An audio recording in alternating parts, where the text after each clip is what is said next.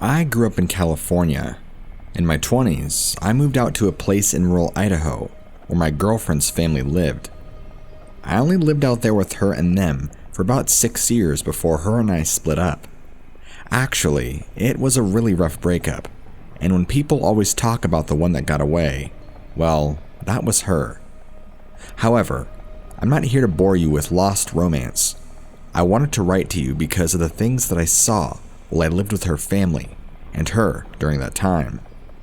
To protect her family, because I still respect and built those relationships, I'm going to keep where they lived privately.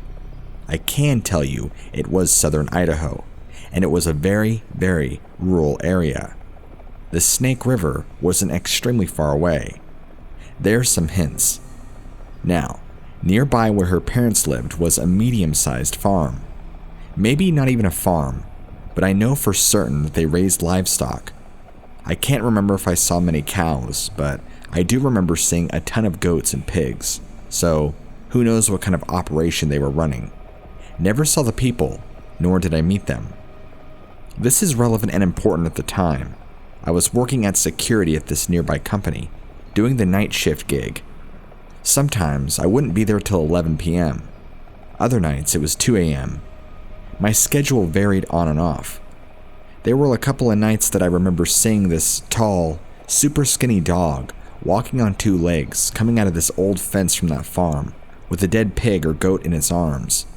It creeped me right out. The first time I only ever saw it from the back when my headlights hit it. As soon as they did, it took off even faster into the woods nearby, but I saw the dead pig it was carrying. First time I said a few choice words, and I didn't know what kind of animal it was. It sure was freaky looking.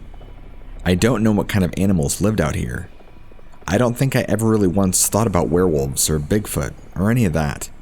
I didn't believe in that stuff. I'm also not a country boy, so the wild is an unknown area for me. I just stick to what I know. And I tell you, I have never seen such a slender dog-like animal walking on 2 legs like that. It was also very tall. The first thing I noticed was the cropped ears. For the first second, it honestly looked like how a dog does when it stands up and puts its 2 front paws on you. Same tapered waist and hocks like a dog. But this thing was walking and then running on 2 legs, like it was comfortable doing so. It strongly resembled a German Shepherd from behind, but it was a dark brown color, just from what I saw. The second time I saw it was shortly after the first, and it was facing me this time, going towards the area that I saw it last time. This time it was also empty-handed. That's when I saw it from the front, and when I say freaky looking, I mean freaky looking. It was very lanky, skinny, but didn't look starving. Also not very muscular at all either, but fairly lean. It had extremely long arms and legs, and a very unnaturally large head. It was again walking on 2 legs.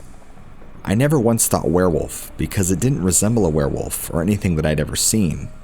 Just a freak of nature. My head spun around again when my headlights hit it. I immediately recognized it as the creature that I had seen previously. It had a very angry, pissed off look on its face. Its face was stuck in a snarl position, revealing its massive canine fangs that were protruding down like a saber-toothed cat. Didn't get to look at the face much, because my lights were only on it for a few seconds as I passed by, and it paid no attention to me or my vehicle. It was clearly on a mission to get to wherever it was going. It was walking just like a man though. Super freaky like I said. Gave me the creeps. I didn't see it again after that for a while. Not until the following summer, where I was still working the same job and the same varied schedule. I saw it a few more times that same year, all throughout the summer and fall. I never saw it facing me like I did that one time, but it was without a doubt the same animal. There's no mistaking it. Nothing looks like that animal did, nor is tall or walks on 2 legs like that. Each time I saw it, the thing either had a dead pig in its arms or a dead goat. One time, it had a goat's body with no head, and there was dried blood all over. I wouldn't see it every night, but just here and there. It really freaked me out enough that eventually I would start to think about it and hope not to see it again. I worked security at that job for a total of 2 years, and then got a different job with a totally different company on the opposite side of town, resulting in me never driving around that road again. I never told my girlfriend at the time or her family about what I saw during my time there as a security guy.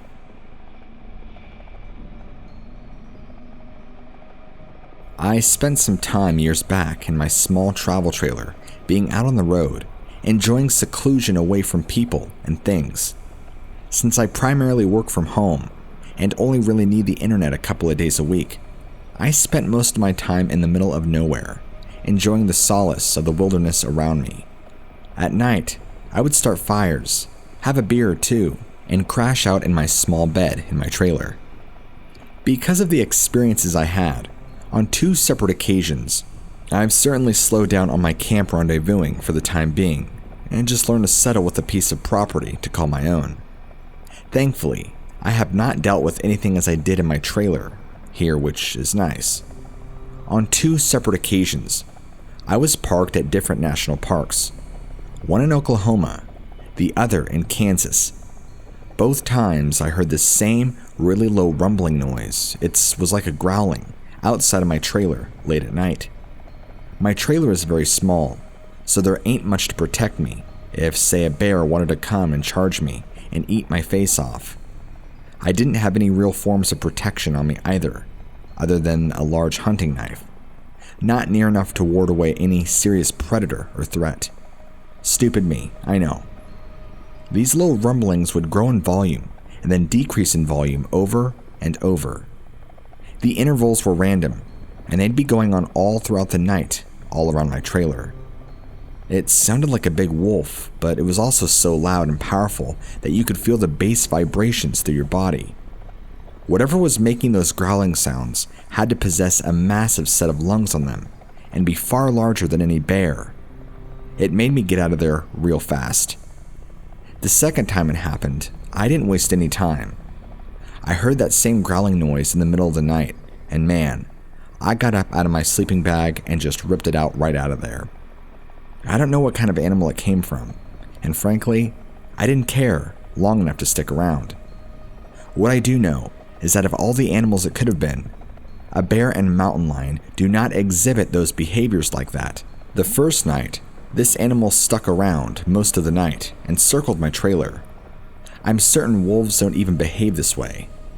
Besides, it was so large, the only thing I could think of that would have given it justice would have been a bear. Again, bears don't behave like this either. The energy I felt was extremely hostile, as if I had encroached on this thing's home. If you're ever out touring the wild or national parks of states, be careful where you park your camper for the night. There are things that you don't want to encounter in the dark. This story involves a bit of tragedy, so I'll just come out and say it. First, I was never close at all with my grandfather. He was a very wicked man to me and my family growing up. Extremely cold, so we never had a close relationship. He was extremely verbally and physically abusive to my mother growing up, so again, no real relationship ties or anything there. Just this last month, we were alerted by another family member that a wild dog broke into his house and he apparently died of a heart attack. When police showed up at the house, there was definitive signs and evidence to support the break-in of a large unknown animal.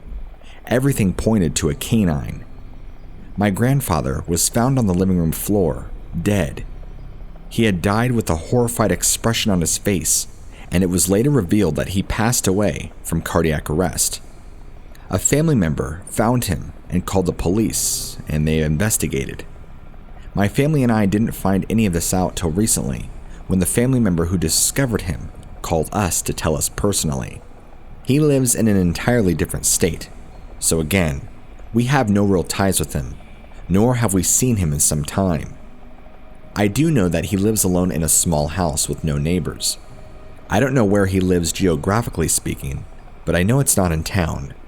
Anyway, this family member told us that whatever broke in broke down the side to his house, the back door, I guess, into the kitchen.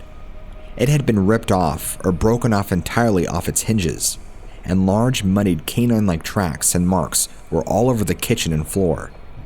Whatever dog or animal this was never touched any portion of the house besides the kitchen and dining room areas. It also never touched my grandfather or touched him when he was deceased. While my family, who was close with him, is dealing with the mourning, the thoughts of a dogman being the only one responsible is the thing that's really sending chills down my spine and haunting my thoughts. I'm obsessed with cryptids and channels like yours, so as soon as this happened, I wanted to get your opinion on what you think. The family member who told us called my mother and told her, and then she relayed the info to me.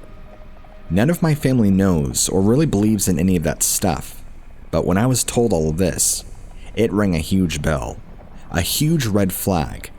It screams Dogman. I believe a dogman killed him, broke into his house, and scared him so bad he had a heart attack. I've listened to plenty of Vic Hundiff's dogman encounters, and yours, so I know a dogman encounter when I hear one. I'm still trying to register the craziness of this. I never thought it would happen to my family out of everybody. I'm almost certain this was dogman related. I mean, really, what large canine-like animal breaks into a house with as much force as this did and not attack my grandfather? What kind of canine rips the back door off a house completely off its hinges? There's no bear, no wolf, no animal that can possess that kind of human-like intelligence or strength. Maybe as time goes on, I can get some more answers for you, but for now, I can at least relay this info to you. Wish me luck as I go and dig for what else more I can find. I'll let you know when I do.